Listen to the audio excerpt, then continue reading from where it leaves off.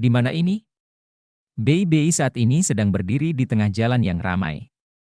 Melihat ini, dia segera mempertanyakan sekelilingnya, karena tempat ini asing baginya. Namun, dia dibawa ke sini setelah lampu emas menyala. Tiba-tiba, cahaya redup menyala, dan sesosok tubuh diam-diam muncul di depannya. Bei Bei. Sebuah suara bertanya dengan lembut, Bei Bei memusatkan pandangannya pada orang itu. Yang dia lihat hanyalah wajah tampan dan tersenyum. Dia tidak bisa menggambarkan perasaannya saat melihat siapa orang itu. Orang ini memiliki rambut panjang tergerai berwarna biru langit, sementara mata birunya berisi tatapan sedalam dan tak terbatas seperti lautan. Dia mengungkapkan senyuman lembut di wajahnya yang membuatnya tampak sangat bisa diandalkan. Ikuti aku. Orang itu perlahan berbalik. Hanya dalam satu langkah, dia sudah bergerak lebih dari 10 meter ke depan. Meskipun Bei Bei tidak tahu apa yang sedang terjadi, dia sangat jelas bahwa dia berada dalam ilusi lembah pertanyaan cinta Yin Yang. Dia segera mengikuti orang yang baru saja muncul. Pria itu tidak berjalan terlalu cepat atau terlalu lambat. Dia bergerak dengan kecepatan yang bisa dia ikuti dengan nyaman. Anehnya, para pengamat tampaknya tidak menyadari langkah cepat mereka. Siapa sebenarnya orang ini? Bei Bei bertanya-tanya sambil bergerak. Akhirnya, pria itu berhenti di luar sebuah rumah. Dia mendorong pintu hingga terbuka. Sebelum masuk, Bei Bei buru-buru mengikutinya ke dalam. Halaman rumah sangat sepi. Segala sesuatu di dalamnya juga tampak luar biasa damai.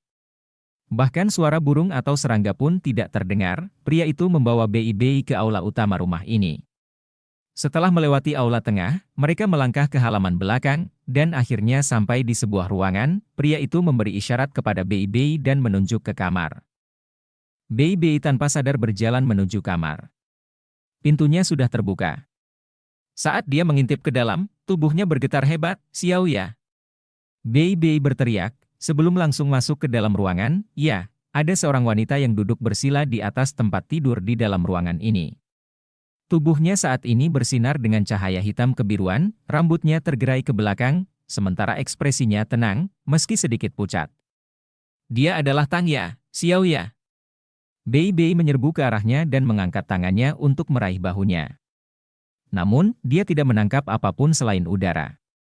Setelah beberapa saat, Bei Bei tertegun saat menyadari bahwa tangannya telah menembus tubuh Tang Ya. Mengapa? Mengapa saya ilusi? Xiao Ya. Bei Bei, yang biasanya tenang dan halus, mulai mengalami curahan emosi. Dia ingin memeluknya.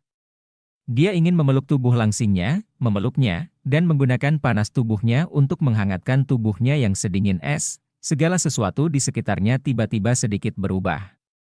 Tang Ya berangsur-angsur menghilang, diikuti oleh rumahnya yang menghilang, dan akhirnya segala sesuatu di sekitarnya menghilang. Setelah ini, bunga besar berwarna merah muda dengan aroma bunga yang menyegarkan memasuki pandangan Bei Bei. Bunga ini berubah menjadi lingkaran cahaya sebelum menyebar.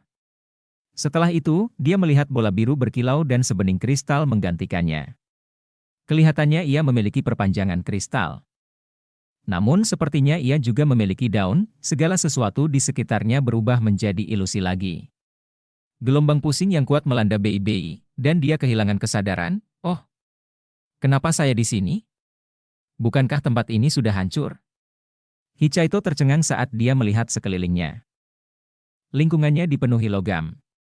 Ada cahaya dan bau logam, yang membantunya segera menyadari bahwa ini adalah lembaga penelitian bawah tanah dari Illustrious Virtue Hall. Baik dia dan Huo Yuhao pernah menghabiskan waktu lama di lembaga penelitian ini. Namun, sekarang tempat itu benar-benar kosong. Keluarlah, Suhi. Sebuah suara seram terdengar. Saat dia mendengar kata, Suhi, Hichaito bergidik. Dia dengan enggan menoleh ke arah suara itu. Dia melihat Su Tianran, yang perlahan mendekatinya dengan kursi roda. Su Tianran memasang ekspresi menyendiri di wajahnya, dan beberapa pria bertopeng berpakaian hitam mengikutinya. Semuanya menampakkan aura kuat dari tubuh mereka. Hichaito perlahan berdiri. Pada saat ini, dia sangat tenang. Su Tianran. Su Tianran tersenyum dan berkata, saya yakin Anda tidak mengharapkan ini, bukan? Suhi, kita sebenarnya bertemu dalam keadaan seperti itu. Aku tidak menyangka bajingan sepertimu bisa selamat. Hari ini, kita benar-benar bisa bertemu sebagai saudara. Bagaimana kabarmu selama ini? Sebagai kakak laki-lakimu, aku benar-benar belum menjagamu dengan baik. Hichaito mengertakkan gigi dan berkata, Su Tianran, aku akan membunuhmu. Begitu dia berteriak, dia sepertinya lupa bahwa dia adalah seorang insinyur jiwa, dan langsung melompat ke arah Su Tianran. Su Tianran memasang ekspresi mencemooh di wajahnya. Dia mengangkat tangannya dan Hichaito terlempar ke udara, menabrak meja tempat di belakangnya. Ketika dia mendarat, dia merasakan sakit yang luar biasa, dan bahkan tidak bisa berdiri lagi. Kamu akan membalas dendam sendiri? Seluruh kekaisaran matahari bulan berada di bawah kendaliku sekarang. Memang benar, seorang anak laki-laki harus membayar hutang ayahnya, tetapi hal itu memerlukan kemampuan untuk membayar hutang tersebut terlebih dahulu. Ayahku kejam saat dia membantai seluruh keluargamu. Aku masih ingat dengan jelas bagaimana dia menusuk adik perempuanmu dengan tombaknya. Tatapan matanya yang putus asa dan menyedihkan. Namun, apa yang bisa kamu lakukan? Apa yang bisa kamu lakukan sebagai kakak laki-lakinya? Bisakah kamu menyelamatkannya? Anda tidak bisa. Anda tidak memiliki kemampuan, kan? Sebenarnya, bukankah menurutmu hidup lebih menyakitkan daripada kematian? Anda telah membawa kebencian ini selama bertahun-tahun. Betapa melelahkannya hidup Anda. Akan lebih baik jika kamu mati. Semuanya akan berakhir saat kamu mati. Ayahmu bodoh, dia ingin menepati perjanjian sebelumnya, tapi tidak mau meningkatkan pengembangan alat jiwa dengan mengubah produk eksperimental menjadi senjata, atau memulai perang dan mendapatkan kembali apa yang menjadi milik Kekaisaran Matahari Bulan. Dia tidak cocok menjadi kaisar. Meskipun aku tidak begitu puas karena ayahku telah hidup begitu lama, aku harus mengakui bahwa dia telah sukses. Menggantikan ayahmu adalah pencapaian terbesar dalam hidupnya, dan itu telah menyelesaikan semua rintangan di hadapanku. Masa depan benua Douluo adalah milikku, Su Tianran. Itu milik Kekaisaran Matahari Bulan. Setelah saya menaklukkan benua ini, saya akan mengubah namanya menjadi benua Matahari dan Bulan. Saya ingin kata-kata, benua Douluo benar-benar hilang dari dunia ini. Semakin banyak Su Tianran berbicara, dia menjadi semakin fanatik. Dia tampak persis seperti penjahat jahat saat dia duduk di sana. Hichaito berjuang bangkit dari tanah, matanya sudah benar-benar merah. Kebencian yang selalu dia tekan telah dilepaskan seluruhnya pada saat ini. Dia mengeluarkan raungan kemarahan yang mengerikan, sebelum menyerbu ke arah Su Tianran lagi seperti harimau gila. Su Tianran sama sekali tidak merasa terganggu dengan hal ini. Dia mengangkat tangannya sekali lagi dan melemparkannya kembali, mati. Kematian akan mengakhiri segalanya. Sayangnya Anda tidak bisa melihat betapa makmurnya benua matahari dan bulan di masa depan. Saat kamu mencapai akhirat, ingatlah untuk memberitahu ayahmu yang sudah meninggal bahwa penguasa yang tidak tahu cara menyerang tidak pantas menjadi penguasa. Minta dia untuk bertobat di sana. Hichaito berada di bawah tekanan yang sangat besar saat ini, tapi sebuah suara tiba-tiba berteriak, "Tidak. Aku tidak akan membiarkanmu menyakitinya." Dan sesosok tubuh lembut tiba-tiba muncul di hadapannya. Hichaito melihat 2 cincin jiwa kuning, 2 ungu, 4 hitam dan 1 merah, yang sangat mempesona, Xiao Xiao. Kapan Xiao Xiao menjadi gelar Douluo? Saat ini, Xiao Xiao sepertinya sudah dewasa, dan sosoknya menjadi lebih langsing. Dia tampaknya memiliki aura kepahlawanan yang lebih besar dan keanggunan yang lebih dewasa pada dirinya saat ini. Begitu dia mengangkat tangan kanannya, seberkas cahaya keemasan gelap yang menyilaukan turun dari langit. Tiba-tiba, semuanya mulai bergetar. Sinar cahaya keemasan gelap itu mirip dengan meteor yang sangat besar yang menimpa Su Tianran dan pria bertopeng di belakangnya. Ledakan, sinar cahaya itu meledak dengan kekuatan yang menghancurkan bumi. Ledakan mengerikan itu mengubah segala sesuatu di sekitarnya menjadi bubuk, aula kebajikan terkemuka menghilang. Semuanya menghilang. Satu-satunya yang tersisa hanyalah depresi besar, serta jeritan tragis yang ditinggalkan oleh Su Tianran dan pria bertopeng. Hichaito linglung saat dia melihat Xiao Xiao. Rasa sakit fisik yang dia rasakan sepertinya telah hilang. Pada saat dia merangkak, dia sudah berbalik, Chaito. Air mata mengalir di wajahnya, berkilauan di bawah cahaya cincin jiwanya. Kenapa kamu begitu bodoh? Kenapa kamu tidak memberitahuku tentang kebencian di hatimu? Mengapa kamu tidak membiarkan aku berbagi bebanmu? Bukankah aku istrimu? Xiao Xiao. Bodoh. Meskipun kamu tidak tampan atau romantis, aku tidak pernah membencimu apapun ketika aku memutuskan untuk bersamamu.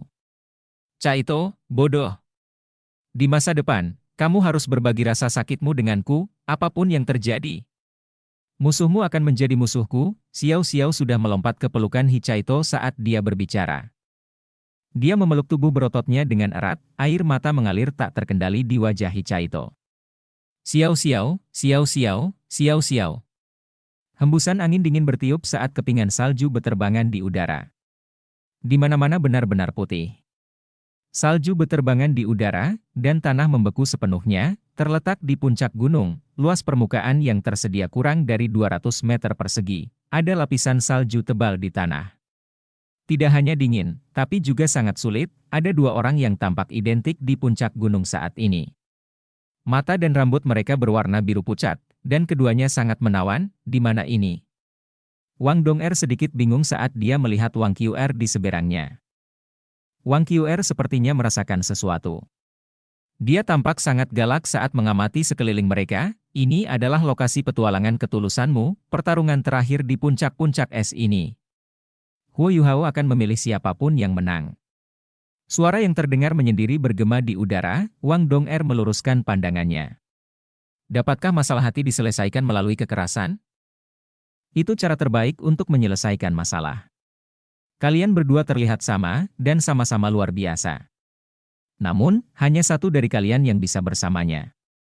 Orang yang selamat mempunyai hak untuk tetap bersamanya, dia tidak akan tahu apa yang terjadi. Hari ini, hanya satu dari kalian yang bisa meninggalkan tempat ini hidup-hidup. Ada banyak gunung es di sekitar Anda. Jika tak satu pun dari kalian mati, kalian berdua akan tetap di sini selamanya. Wang Dong'er dan Wang Qr bergerak pada saat bersamaan. Mereka tidak saling menuntut satu sama lain. Sebaliknya, mereka berbalik dan bergegas menuju tepi puncak es yang mereka lihat ke bawah. Bahkan dengan karakternya yang dingin, ekspresi Wang Qr berubah drastis saat dia menatap ke bawah. Mereka berada di puncak es yang berdiri bebas. Hanya ada sebuah lembah yang dalam di bawahnya, yang kedalamannya tidak dapat ditentukan. Hembusan angin dingin terus-menerus bertiup ke atas. Bahkan saat dia melirik ke bawah, Wang Qr bisa merasakan tubuhnya menjadi kaku. Ya, ini adalah zona terlarang. Itu adalah zona terlarang tanpa jalan keluar. Dibandingkan dengan Wang Qr, Wang Dong'er tampak sangat tenang begitu dia menunduk. Dia perlahan berjalan menuju Wang Qr dan duduk di tengah puncak es. Qr, ayo kita bicara. Wang Dong'er menunjuk ke Wang Qr. Wang Qr mendapatkan kembali penampilannya yang dingin dan serius dan duduk 5 meter di depan Wang Dong'er. Apa yang ingin Anda bicarakan? Tentang seberapa besar dia mencintaimu? Dia bertanya dengan dingin. Wang Dong'er menggelengkan kepalanya dan berkata, bukan dia. Mari kita bicara tentang kita. Mari kita bicara tentang tempat ini, tentang lembah pertanyaan cinta Yin Yang. Mata Wang Qr berbinar dan dia berkata dengan nada mengejek, memang. Tidak perlu membicarakan dia. Anda selalu menjadi pemenang baginya. Apalagi yang perlu dibicarakan? Bahkan jika aku membunuhmu sekarang, apakah dia akan jatuh cinta padaku? Meskipun aku belum menghabiskan banyak waktu bersamanya dibandingkan denganmu, aku yakin dia tidak akan bersamaku bahkan setelah kamu mati. Wang Dong'er mengerutkan alisnya. Qr, ada apa? Wang Qr menggelengkan kepalanya. Saya baik-baik saja. Wang Dong'er mengangkat kepalanya untuk melihat ke langit dan menghirup udara segar. Kami tidak akan berada dalam bahaya. Meskipun tempat ini seharusnya dipenuhi dengan kematian, namun kenyataannya tempat ini dipenuhi dengan belas kasih. Jika Anda tulus, Anda tidak akan dihukum. Apa? Wang Qr mengangkat kepalanya dan menatap Wang Dong'er dengan ragu, tidak bisakah kamu mengetahuinya? Wang Dong'er berkata dengan percaya diri, ia mencoba membantu kami memperbaiki hubungan kami. Itu adalah lembah pertanyaan cinta Yin Yang, bukan lembah penghancuran cinta Yin Yang. Itu hanya membenci mereka yang meninggalkan cinta. Hal ini terlihat dari permasalahan yang kami hadapi. Kami hanya menyelamatkan orang, kami tidak membunuh orang. Itulah mengapa jelas bahwa ini adalah ujian apakah kita peduli satu sama lain. Wang Qr menjadi normal kembali. Lalu bagaimana kita meninggalkan tempat ini? Wang Dong'er menggelengkan kepalanya dan menjawab. Saya juga tidak tahu. Mari kita pergi. Jika lembah pertanyaan cinta sedang menguji kita, bagaimana mungkin lembah pertanyaan cinta tidak mengujinya? Tidakkah menurutmu itu aneh? Menurutmu di mana Yu Hao berada? Wang Qr mengerutkan alisnya. Kamu cerdas dan tenang. Tetapi, Wang Dong'er tersenyum. Tidak ada tapinya. Apa yang bisa dipamerkan di depan pria Anda? Dialah surgaku.